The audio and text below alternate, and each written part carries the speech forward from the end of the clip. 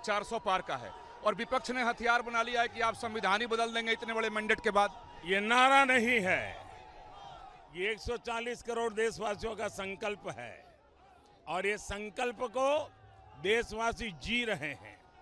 इस संकल्प को पार करने के लिए स्वयं देशवासी, देश के मतदाता पूरे चुनाव का नेतृत्व कर रहे हैं। कभी किसी ने सोचा है कि सुबह 7 बजे से हजारों लोगों की भीड़ पूरी में देशवासियों की आशा पूरी करने के लिए जो जन सैलाब मैं देख रहा हूं, इसे साफ साफ लगता है।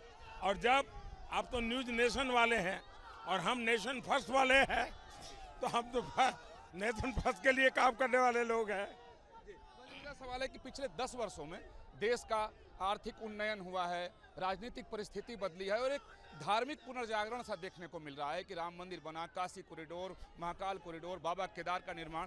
क्या यही वजह है कि आपके ऊपर व्यक्तिगत हमले किए जा रहे हैं और आप पर धर्म की राजनीति करने का आरोप लगाया जा रहा है? ये मैं समझता हूं कि गहरा विषय नहीं है। ऐसे ऊपर चलना आप लोग या तो जो भी लोग बात करते हैं कर रहे हैं। सरदार वल्लभ भाई पटेल जिसने देश को एक किया, हमने दुनिया का सबसे बड़ा स्टैच्यू बनाया, स्टैच्यू ऑफ यूनिटी। बाबा साहब आम्बेडकर जिसने संविधान को बहुत बड़ी ताकत दी, हमने उनके पंचतीर्थ बनाई है।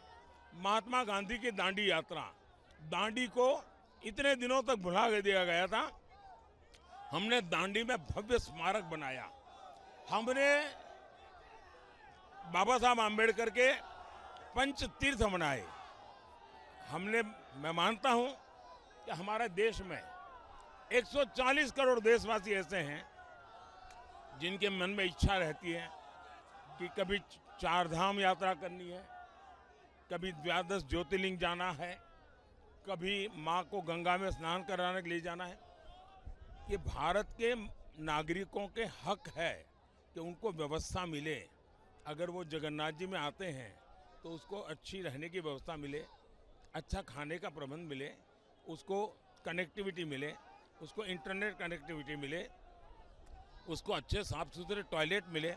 क्या हिंदुस्तान के नागरिकों को यह हक नहीं है क्या? 75 साल तक भारत के कोटि कोटि नागरिकों की आस्थाओं को जूते मारे गए हैं, अपमानित किया गया है, उनको अपने नसीब पर छोड़ दिया गया है। मोदी उस दुनिया से निकल करके आया है। मेरे मन में दर्द था, जो इस देश के मालिक हैं, जो इस देश को चलाने के लिए टैक्स दे रहे हैं, उनको एक टॉयलेट नहीं मिलेगा, उनको अच्छी जगह पर सोने की जगह नहीं मिलेगी, क्योंकि वो भगवान के दरबार में जा रहा है, परेशान हो जाए। तो मैं अपना कर्तव्य मान करके इसको कर रहा हूं। जहां तक हम पर जो विरोध करते हैं या आरोप करते हैं, वो तो मेरे जन्म से पहले से कर रहे हैं, क्योंकि वो एक निश्चित प्रकार की सत्ता भूख में डूबे हुए लोग हैं।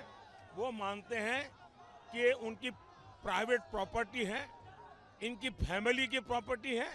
ये देश के संविधान को नहीं मानते, देश के लोकतंत्र को नहीं मानते, देश के मतदाताओं की ताकत को नहीं मानते हैं और इस